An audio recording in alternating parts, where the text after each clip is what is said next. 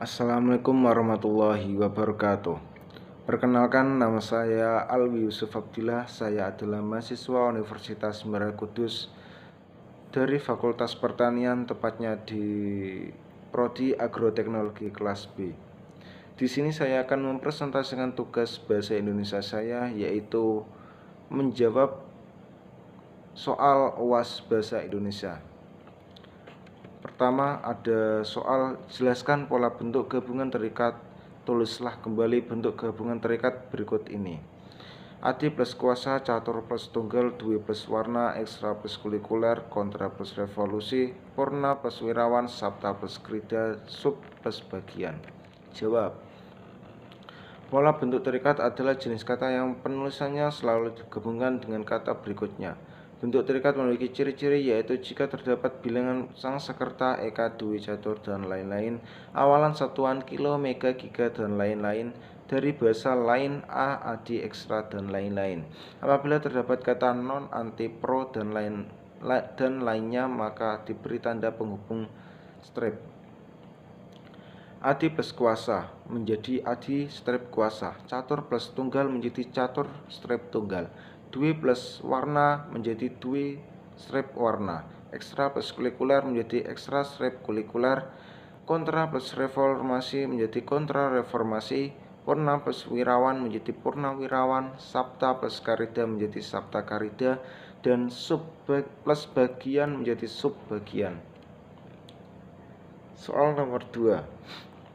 Jelaskan perbedaan bentuk penalaran deduktif dan bentuk penalaran induktif. Berikan contoh penalarannya. Penalaran deduktif adalah memperkuat prinsip-prinsip umum untuk mencapai kesimpulan-kesimpulan yang spesifik. Contoh, semua pria memiliki 10 jari. John adalah seorang pria, maka dari itu John memiliki 10 jari. Sedangkan penalaran induktif memuji informasi yang spesifik yang mungkin berupa banyak potongan informasi yang spesifik. Contoh, ada 20 cangkir es krim di freezer. 18 dari mereka adalah rasa vanila. Oleh karena itu, semua cangkir es krim adalah vanila. Soal nomor 3. Jelaskan dan berikan contoh transkripsi dan transliterasi. Transkripsi adalah penyalinan huruf yang disesuaikan dengan lafal atau disebut alih bunyi. Contoh, saya ingin menjadi guru handal. Mereka tidak suka kue manis. Kami menghindari acara pesta ulang tahun. Sedangkan transliterasi, penyalinan dengan mengganti huruf ke huruf lain atau dapat disebut alih. Contoh, Al-Baqarah dalam tulisan bahasa Arab ditulis Al-Baqarah dalam tulisan bahasa Indonesia. Al-Kafirun dalam tulisan bahasa Arab menjadi Al-Kafirun dalam tulisan bahasa Indonesia, dan Al-Qari'ah dalam tulisan bahasa Arab menjadi Al-Qari'ah dalam tulisan bahasa Indonesia. Nomor 4. Jelaskan penomoran bagian karangan berikut ini. Perbaikilah jika menurut Anda masih ada penulisan yang salah. A. Program usaha. 1. Tahapan persiapan program. 1.1 penerimaan warga belajar. 1.2 pemilihan penyelenggaraan. 1.3 pemilihan ketua kejar usaha. 1.3.1 musyawarah. 1.3.2 ditunjuk. Jawab. Penomoran bagian karangan di bawah ini masih ada yang belum tepat, di mana dalam pemberian tanda titik pada akhir kalimat dan terdapat kesalahan letak penomoran. A. Program usaha, tab 1 kali. 1. Tahapan persiapan program, tab 2 kali. 1.1 penerimaan warga belajar, tab 2 kali. 1.2 pemilihan penyelenggaraan, tab 2 kali. 1.3 pemilihan ketua kejar usaha, dan tab 3 kali. 1.3 musyawarah, tab 3 kali. 1.3.2 ditunjuk. Soal nomor 5. Jelaskan cara penulisan gelas akademik yang benar. Kemudian jawab. Soal berikut ini jika masih salah penulisannya segera diperbaiki. Bayu Maharani S.S R.M. Pratama, M.M. Dr. Irfai Fatur Rahman SPD MPD, Drs Muhammad Kanjunuddin MPD, Prof. Dr. Ahmad Ulin Nuha MPD. Gelar yang diperoleh ditulis sebelum atau setelah nama lengkap seseorang. Setiap gelar yang ditulis diharuskan menggunakan tanda titik untuk menghubungkan huruf yang satu dengan yang lain. Jika gelar ditulis setelah nama harus ada koma. Untuk memisahkan jika seorang mempunyai gelar lebih dari satu, maka cara penulisannya adalah masing-masing gelar yang ditulis dipisahkan dengan koma. Bayu Maharani STTS menjadi Bayu Maharani, STTS. R.M.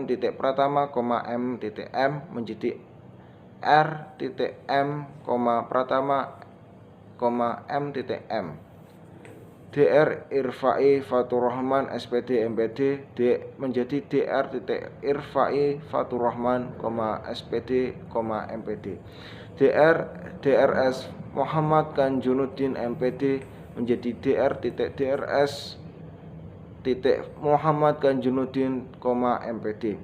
Prof. Dr. Ahmad Ulin Nuha MPD menjadi Prof. Dr. Ahmad Ulin Nuha, MPD. Soal nomor 6. Jelaskan penggunaan tanda elipsis, tanda siku, dan tanda kurung. Berikan contoh penggunaan tanda tersebut dalam kalimat. Jawab. Tanda elipsis. Tanda elipsis dipakai dalam kalimat yang terputus-putus, misalnya untuk menuliskan naskah drama. Contoh, kalau begitu, ya, marilah kita bergerak. Sedangkan tanda kurung siku adalah tanda kurung siku mengapit keterangan dalam kalimat penjelasan yang sudah bertanda kurung. Contoh, persamaan kedua proses ini kurung buka perbedaannya dibicarakan di dalam bab 2. Kurung siku, lihat halaman 35 sampai 38. Kurung siku tutup dan kurung tutup perlu dibentangkan di sini. Tanda kurung. Tanda kurung mengapit keterangan atau penjelasan. Contoh, bagian keuangan menyusun anggaran tahunan kantor yang kemudian dibahas dalam RUPS. Kurung buka rapat umum pemegang saham, kurung tutup secara berkala. Soal nomor 7. Jelaskan 3 cara penalaran induktif meliputi generalisasi, analogi, dan hubungan sebab akibat kasual. Silakan jelaskan satu persatu.